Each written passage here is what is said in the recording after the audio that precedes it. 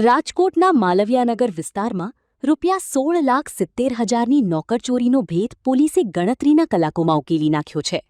Malviyanagar police મથકના PI જે.એમ. Kaila અને crime બ્રાન્ચની ટીમે રાજસ્થાનની બંસતી કુમારી ધુલેશ્વર મીણાને ચોરીના મુદ્દામાલ સાથે ઝડપી પાડી છે.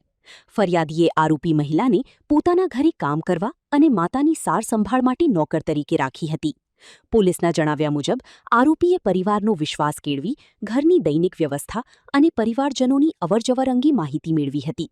ત્યારબાદ તક જોઈ ઘરમાંથી સોનાના દાગીના અને ₹70,000 રોકડની ચોરી કરી હતી. પોલીસે આરોપી પાસેથી સોનાની બુટ્ટી, વીંટી, મોતીની માળા, સોનાની ચેઇન, 2 જોડ સોનાની બંગડીઓ અને ₹70,000 રોકડ સહિત કુલ ₹13,45,000નો મુદ્દામાલ કબજે કર્યો છે. સમગ્ર મામલે પોલીસે આરોપી વિરુદ્ધ કાયદેસરની કાર્યવાહી હાથ ધરી છે.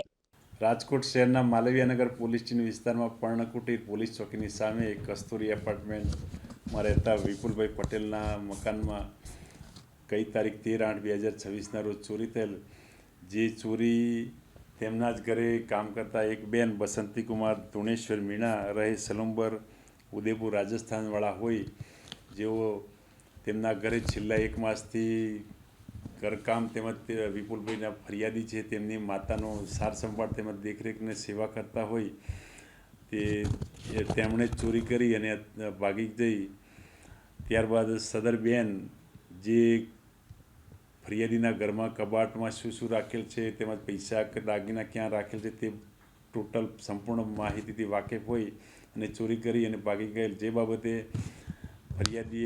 ફરિયાદીને જાણ થતાં ફરિયાદીએ પોલીસનો સંપર્ક કરતાં પોલીસ માલવિયાનગર પોલીસ સ્ટેશનના શ્રી કૈલા સાહેબ તેમજ ડી સ્ટાફ પીએસઆઈ તેમજ ડીસીબીના પીઆઈ ડામોર સાહેબ તેમજ ડી સ્ટાફના ડીસીબીના પીએસઆઈ સાહેબ તથા માણસોએ આ બેનનું લોકેશનના આધારે પકડી અને 13,45,000નો મુદ્દામાલ રિકવર કરેલ છે અને હાલમાં અટક કરેલ છે.